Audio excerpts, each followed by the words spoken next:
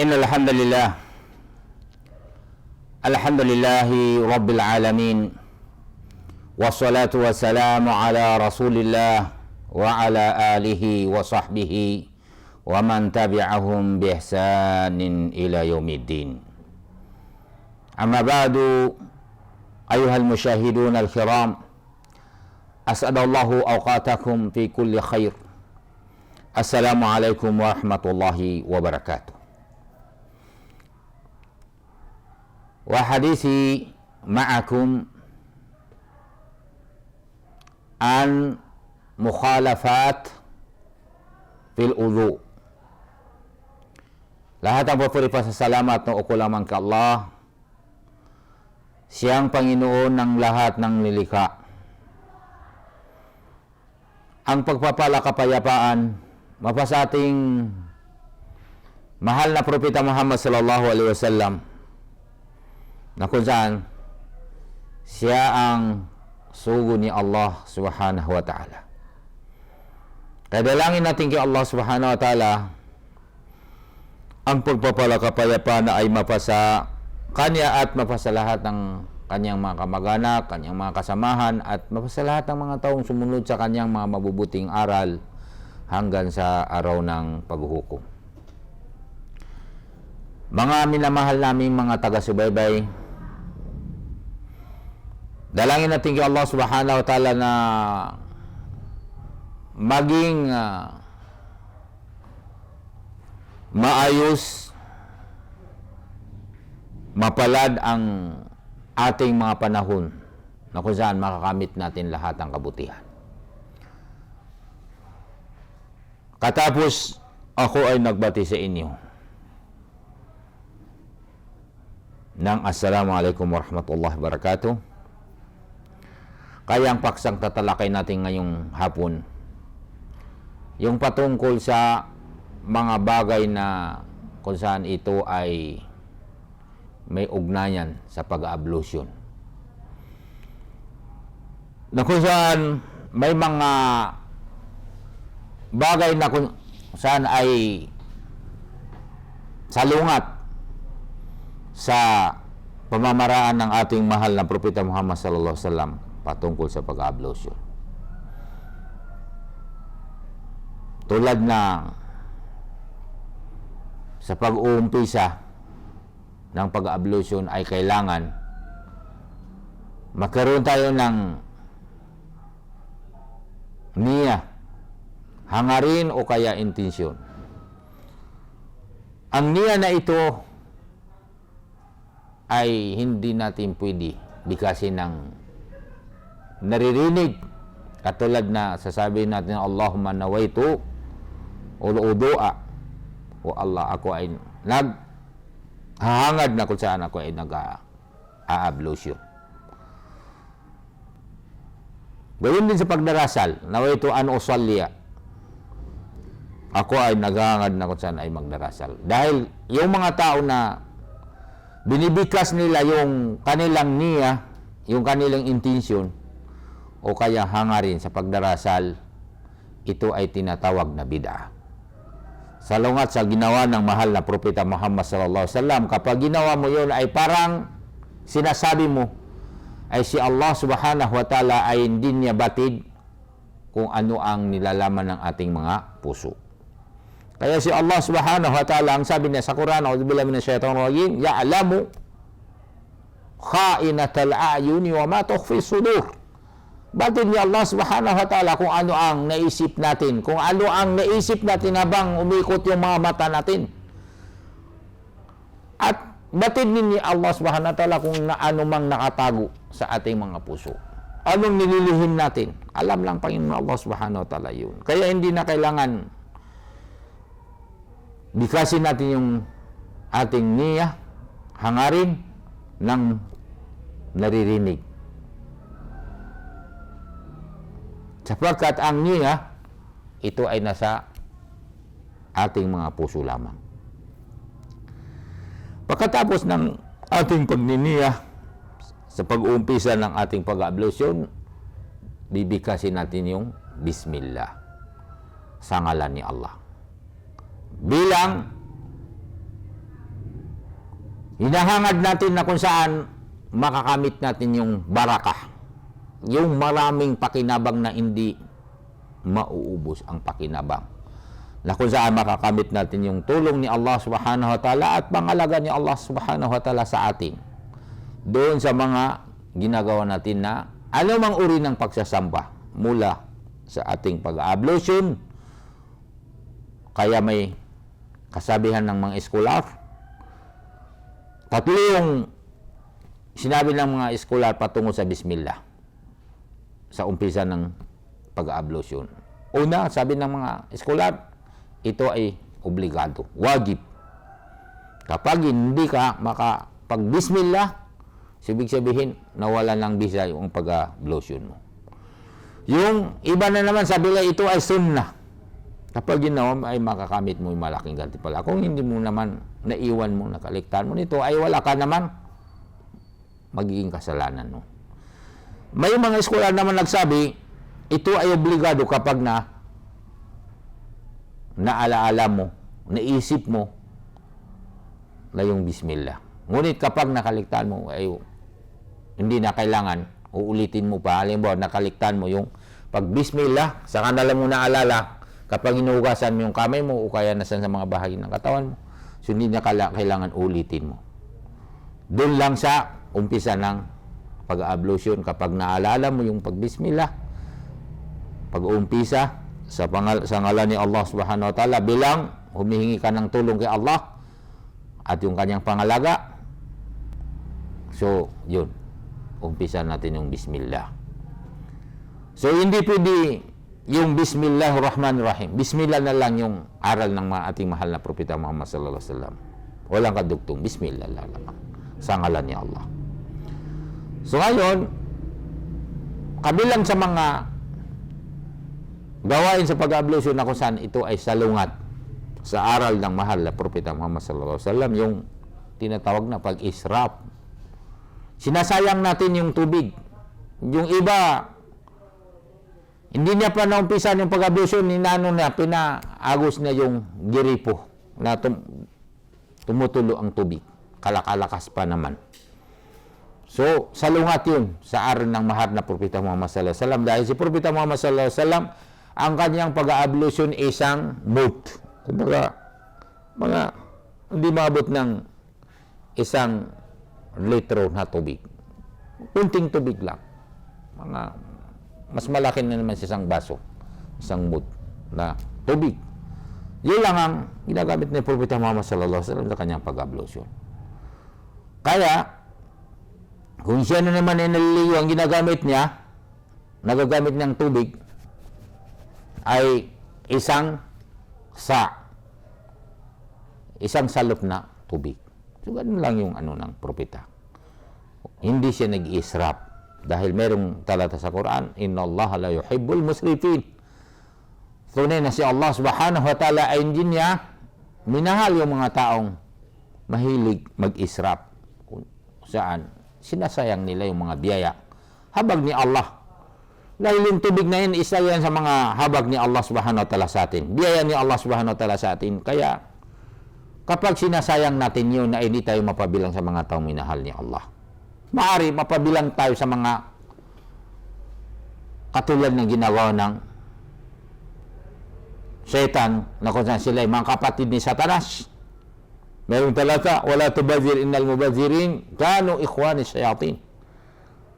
Huwag natin sasayangin ang mga biyaya ni Allah, sapagkat yung mga taong sinasayang nila yung biyaya ni Allah, sila yung magiging kalagayan nila ay sila yung mga kapatid ni Satanas. Kaya ganun.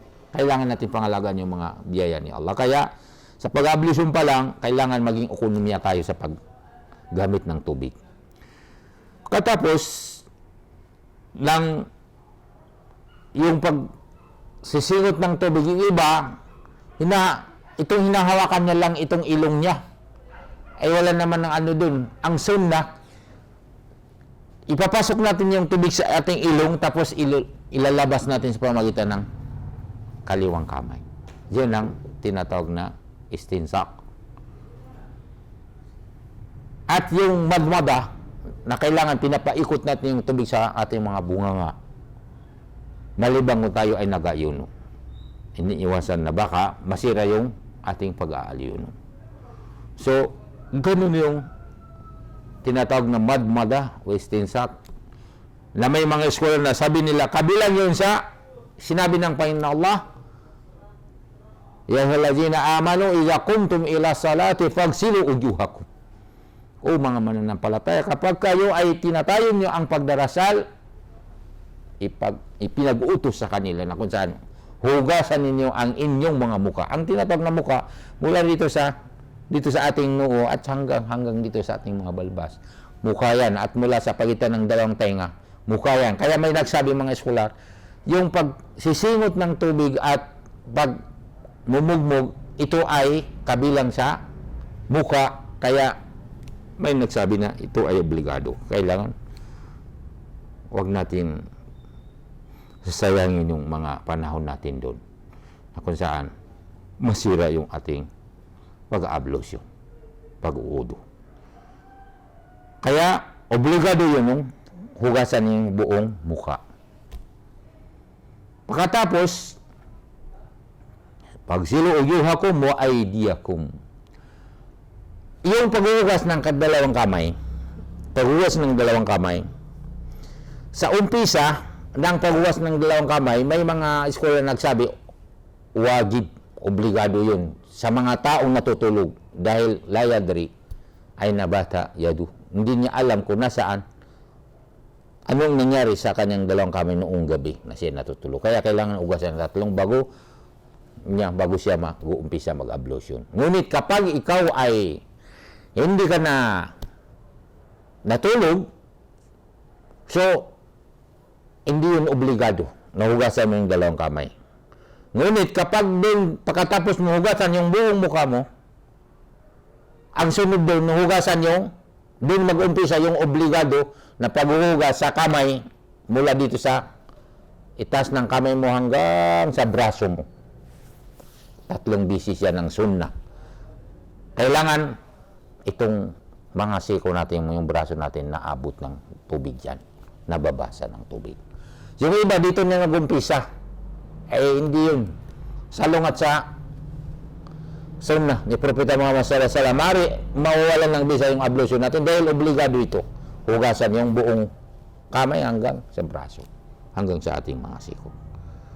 Ganun yung doon. Pagkatapos, wamsahu bi ru'usikum, hahaplosan natin tubig yung ating ulo mula dito sa harap hanggang sa bandang likod, tapos ibabalik natin sa kanila natin haplosan yung tubig yung tenga natin, ipapasok yung mga daril natin sa butas ng tenga at ikutin natin palabas, haplos natin sa tenga sa labas yung itong mga daril natin.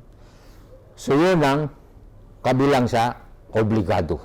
Isang bisis lang yun, hindi pa ulit-ulit. Yung iba na kung saan ito ay salungat sa aral ng propeta na pati lig nila ay hinuhugasan. So mali yun. At yung paghaplos ng tubig sa ulo ay hindi lang isang bisis kundi marami. Inuulit nila 3 bisis. So salungat yun sa aral ng mahal na propeta Muhammad. At yung iba, may mga panalangin pa. Halimbawa kung hinugasan yung kanyang dalawang kamay, sabi na Allah, ma'ati kitabi biyamini wa la tu'tini kitabi bishimali. O Allah, ipagkaloob mo, sabi niya, yung aking talaan ng mga gawain sa pamagitan ng aking kanan na kamay at wag mo ipagkaloob sa akin yung mga talaan ng aking gawain sa pamagitan ng kaliwang kamay. So, hindi yun aral ni Propeta Muhammad sallallahu alaihi wasallam. Matuturing natin na tinatawag na bid'ah o kaya salungat sa aral ng mahal na Propeta Muhammad sallallahu alaihi wasallam. Kaya, gayon din sa pag-ablusyon natin ng wamsahu bi ru'usikum wa arjulakum. Hugasan yung dalawang paa. Yung dalawang paa. Itong paghugas sa dalawang paa, kailangan titiyakin natin na hugasan yung buko-bukong paa natin na yung sa bandang likod. Minsan, mayroon doon hindi na aabot ng tubig, hindi nababasa. Kaya may binigay si Propeta Muhammad sallallahu alaihi wasallam na babala. Ayon sa hadis ni Abi Hurairah radhiyallahu anhu, qala Rasulullah sallallahu alaihi wasallam, wailul lil aqabi minan nar. Rawahul Bukhari wa Muslim. Ang wail, matinding parusa, kapahamakan sa kabilang buhay, o kaya lahat ng mga marurumi ay naipon sa isang ilog, ng tawag doon ay wail. Sinong nang mamayari doon sa wail na yun? Yung mga taong nag-ablution na hindi na aabot ng, hindi nababasa yung mga likod ng tainga ng kanilang mga paa. Yung mga buko-bukong paa nila ay hindi naabot ng tubig. Kaya mayroon silang, may naghihintay sa mga taong gumagawa ng ganon ng matinding parusa sa kabilang buhay. Dahil sa kung saan hindi maging katanggap-tanggap yung ablution nila. So yun ang dahilan na yung mga Shia, so hindi sila pwede magiging imam natin. Dahil kung katunayan yung mga Shia, hindi nila ina-ablution yung kanilang mga paa. Kaya hindi magiging imam yung Shi'i sa isang Sunni. Dahil kung tutusin, walang ablution ang magiging imam natin kung papayag tayo na maging imam natin yung Shia.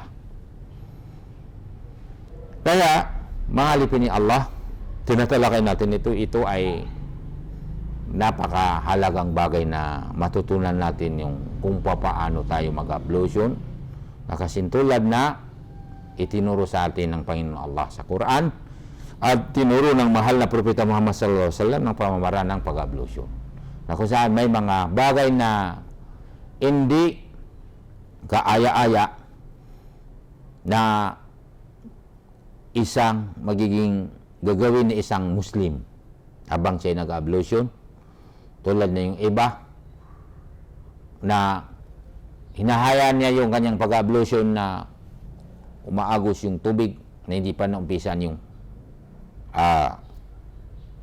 kanyang pag-ablution. Kaya yun ang tinatawag natin kaninang israf. Sinasayang niya yung tubig.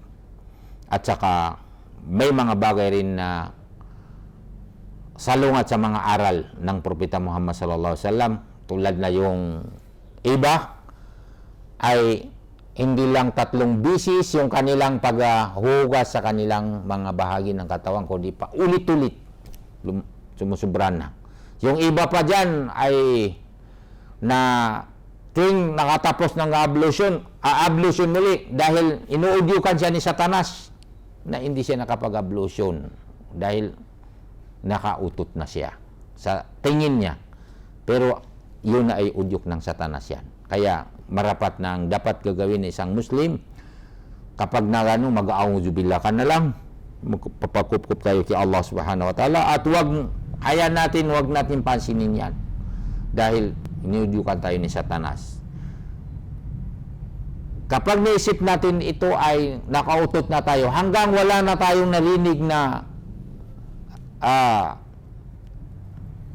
sound ng utot, o kaya wala tayong naamoy na mabaho, kasi walang mabango na utot mabaho na utot, so wag na tayo mag-isip na kung saan nawala ng bisa yung ating ablution. Kaya yung iba dyan ay nalilit sa pagdarasal dahil sa tagal niya dun sa CR. Napakatagal niya sa CR, paulit-ulit na pag-ablution, hindi na matatapos dahil dun sa tinatawag na waswas. Nauudyok siya ni Satanas. Binubulungan siya ni Satanas na, nakautot ka na, kailangan ulitin mo ang pag-ablution. Kaya ganun yung payo ng mahal na propeta Muhammad sallallahu alaihi wasallam. Mayroong kaida na asyakula yazulul yaqin. Yung pagdududa, hindi niya mawawala, hindi niya mapapawala ng bisa yung yakin. Kung yung yung tunay na paniniwala na halimbawa tayo ay nakapag-ablution, mayroon tayong ablution, abdas, tapos sasabihin natin nakautot sa pamagitan ng parang may lumabas sa puwerta ng bahay ng tao na parang hangin. Huwag natin papansinin yun hanggang hindi natin marinig na yung sound niya. Gayon din hanggang hindi natin maamoy na talagang lumabas yung amoy ng utot na napakabaho. So, huwag natin pansinin yun. Ano ng Satanas yung waswas. Yun ang tinatawag sa wikang Arabic na waswas, udyok ng Satanas. Parang binubulungan tayo yung Satanas. Kaya, yung sa pag-ablution, yung iba na naman ay, sabi niya, parang natatamad siya mag-ablution. Minsan, yung ablution na kaninang duhur, nung asar, yung pa rin ang ablution na hanggang Maghrib, hanggang Isha, hindi nag-ablution. Okay rin yun kung hindi nawala ng visa yung ablution mo. Ngunit pinagdadamutan natin ng sarili natin na yung ating pag-ablution. Kabilang sa mga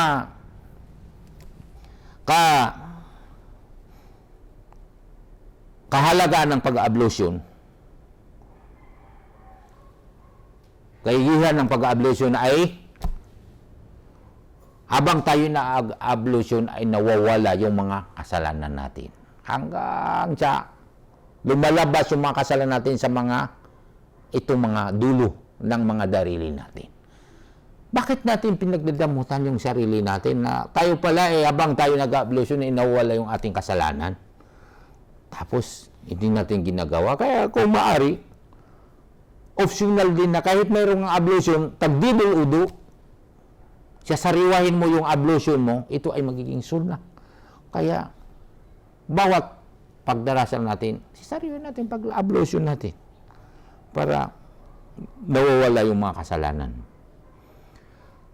Pagkatapos ng ating pag-ablution, bibigkasin natin yung asyhadu an la ilaha illallah wa asyhadu anna Muhammadan abduhu rasuluh. Allahumma ja'alni minat tawabin wa ja'alni minal mutatahhirin. So yun lang ang binibikas sa ablution. So umpisa, bismillah. Pagkatapos, alhamdulillah, ay asyhadu an la ilaha illallah, asyhadu anna Muhammadan rasulullah. Ako ay sumasaksi na walang tunay na Diyos na dapat sambahin maliban lamang kay Allah, at si Muhammad ay kanyang, ako ay sumasaksi na kung saan si Propeta Muhammad ay kanyang lingkod at sugo. Pagkatapos tayo nanalangin, Allahumma ja'alni minat tawabin, o Allah, gawin mo ako kabilang sa mga nagbabalik loob sa iyo, nagtatoba, wa minal mutatahirin, at kabilang sa mga taong dalisay. Kapag tinanggap ni Allah subhanahu wa ta'ala yung ablution na yun, nabikas natin yung mga binibikas na yaon, sasabihin dun sa tao na yon na putihat lahu abwabas jannah samaniya, binubuksan sa tao na yun yung 8 pintuan ng paraiso na kung saan pinapa-welcome siya doon. Sa kabila yun sa mga gantimpala ng pag-ablution at pagbikas nitong mga binibikas. So nangahulugan yung mga ginagawa ng iba na bawat na-ablution nila sa mga bahagi ng katawan nila ay mayroong silang mga panalangin. So, salungat yun sa aral ng Propeta Muhammad sallallahu alaihi wasallam. Kaya, hindi yun. Kumbaga, hindi yun sunnah. Salungat yun sa mga aral ng Propeta Muhammad sallallahu alaihi wasallam. Dalawa lang binibikas, bismillah, at saka yung asyhadu an la ilaha illallah, asyhadu anna Muhammadar rasulullah, Allahumma ij'alna minat tawabin wa ij'alna minal mutatahhirin. Yun lang mga panalangin sa ablution. So, ito ay tinalakay natin dahil napapansin natin ang karamihan, mayroong mga may edad na, tumatanda na sa Islam, nagdarasal, pati ablution, hindi niya pa rin nakuha kung paano ito isasagawa ng tamang pagsagawa. Naway, bigyan tayo ni Allah ng kaalaman na kung saan ang matutunan natin yung aral ng mahal na Propeta Muhammad sallallahu alaihi wasallam, maunawan natin dahil ito ay napakahalagang bagay. So, nawiganti pala kayo ni Allah. Jazakumullah khaira. Ganti pala tayo ni Allah ng mabuti at dalangin natin kay Allah ang sino mang nakapanood nito at naipamahagi niya sa iba ay patawarin siya ni Allah sa kanyang mga kasalanan at maging sama-sama na tayo sa loob ng paraiso. Kasama natin yung mga mahal natin sa buhay na ating tinatamasa yung mga habag biyaya ni Allah Allah subhanahu wa ta'ala. So hanggang dito na lang. Jazakumullah khair wa baraka fikum. Assalamualaikum warahmatullahi wabarakatuh.